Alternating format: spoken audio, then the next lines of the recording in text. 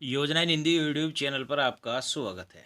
दोस्तों, अगर आप एक पेंशन भोगी हैं और आप राज्य सरकार केंद्र सरकार की तरफ से पेंशन लेते हैं तो 1 सितंबर 2025 से आपको 5 बड़े फ़ायदे मिलने वाले हैं।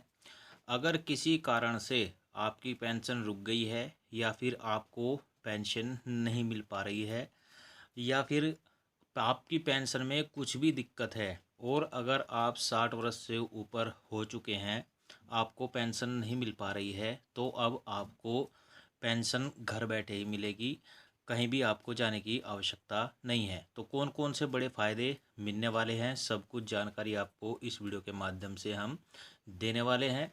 तो अगर आप एक पेंशन भोगी हैं तो वीडियो को आखिर तक ज़रूर देखिएगा। तो चलिए वीडियो में आगे बढ़ते हैं, शुरुआत करते हैं। लेकिन उससे पहले अगर आपने वीडियो को लाइक नहीं किया है तो लाइक करिएगा, चैनल पर नए आए हैं सब्सक्राइब भी जरूर करिएगा।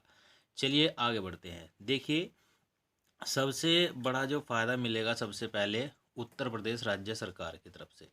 उत्तर प्रदेश शासन ने प्रदेश में वृद्धावस्था, निराश्रित महिला और विकलांग भरण पोषण अनुदान के लिए ऑनलाइन आवेदन ही स्वीकार किए जाते हैं। यानी कि अगर आप उत्तर प्रदेश के रहने वाले हैं, आप पेंशन लेना चाहते हैं, वृद्धावस्था, महिला या विकलांग, तो आपको ऑनलाइन आवेदन करना होता है। अन्य किसी माध्यम से आने वाले आवेदन नहीं लिए जाते हैं। घर बैठे या जन सुविधा केंद्र पर विभाग के पोर्टल पर भी आवेदन होगा। आवेदन के साथ आवेदक की जन्मतिथि, बीपीएल सूची, पति की मृत्यु होने के बाद प्रमाण पत्र, जाति प्रमाण पत्र समेत जरूरी प्रमाण पत्र आपको लगाना अनिवार्य है। किसी भी कॉलम को रिक्त नहीं छोड़ना है। आधार नंबर, कोर बैंकिंग सिस्टम के तहत आने वाले बैंक खाता नंबर समेत जानकारी आपको देनी होगी। आवेदन को सबमिट करने के बाद उसकी हार्ड कॉपी विभाग के दफ्तर में जमा करनी होगी।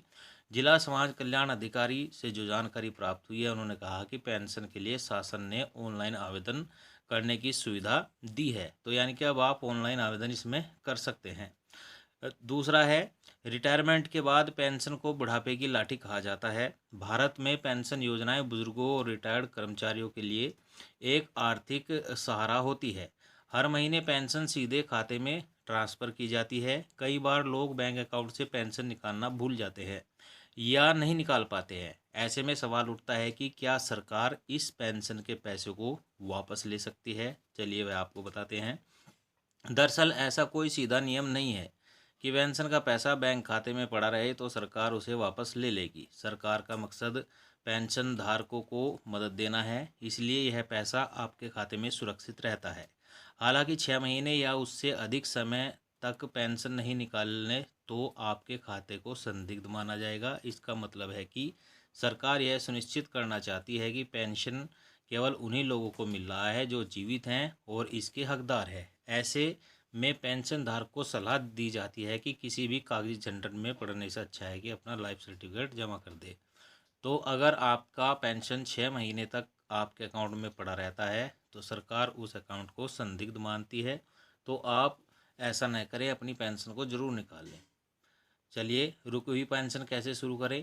अगर आपकी पेंशन किसी कारण से रुक गई है तो घबराने की आपको आवश्यकता नहीं है। पेंशन को दोबारा चालू करवाने के लिए कुछ ज़रूरी कदम उठाना होता है। सबसे पहले आपको अपने बैंक खाते या पेंशन कार्यालय में जाकर खुद जीवित होने का प्रमाण पत्र देना होता है, जिसे जीवन प्रमाण पत्र या लाइफ सर्टिफिकेट कहते हैं। उत्तर प्रदेश में राष्ट्रीय पेंशन प्रणाली से इच्छादित राज्य सरकार के ऐसे कर्मी जिनकी नियुक्ति 28 मार्च 2005 से पहले निकाले गए विज्ञापनों के आधार पर हुई है, उन्हें पुरानी पेंशन योजना ओपीएस का विकल्प चुनने का एक और मौका दिया जा रहा है। पात्र कर्मी अब 30 सितंबर तक पुरानी पेंशन योजना का विकल्प चुन सकेंगे। प्रदेश कैबिनेट की बैठक में इससे संबंधित प्रस्ताव को स्वीकृति दी है। यानी कि उत्तर प्रदेश में आप 1 सितंबर से 30 सितंबर तक पुरानी पेंशन का जो विकल्प है वह चुन सकते हैं। दोस्तों, उधर मध्य प्रदेश के सभी पेंशन होल्डर के लिए ज़रूरी खबर है। मध्य प्रदेश सरकार ने अब पेंशन योजनाओं का लाभ ले रहे सभी पेंशन धारकों की पहचान और पात्रता को वेरीफाई करने के लिए ई केवाईसी कराना अनिवार्य कर दिया है। सरकार का कहना है कि पेंशन धारक की पहचान और पात्रता में पारदर्शिता रहे, इसके लिए यह फैसला लिया गया है। सामाजिक न्याय एवं दिव्यांगजन सशक्तिकरण विभाग के इस फैसले को मानना अनिवार्य है।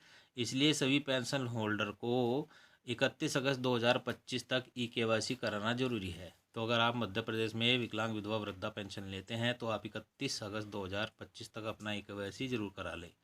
जिला प्रशासन ने इंदिरा गांधी राष्ट्रीय सामाजिक सुरक्षा पेंशन योजनाओं के तहत कुल 64,628 लाभार्थियों को आधार आधारित प्रत्यक्ष लाभ अंतरण से पेंशन राशि का भुगतान किया है।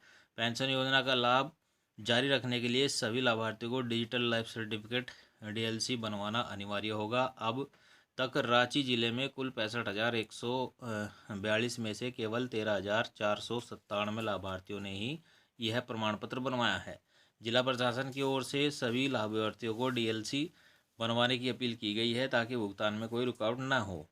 वहीं जिन लाभार्थियों को पेंशन नहीं मिल रहा है उन्हें अपने बैंक खातों में आधार सीडिंग की स्थिति जांचने की सलाह दी गई है। तो अगर आप रांची ज़िले के रहने वाले हैं तो जल्द से जल्द अपना डीएलसी बनवाकर जमा कर दे। साथियों, यह जानकारी हमें मीडिया रिपोर्ट से मिली है जो हमने आपके साथ शेयर की है। वीडियो अगर आपको अच्छा लगा हो तो लाइक शेयर कमेंट जरूर करिएगा।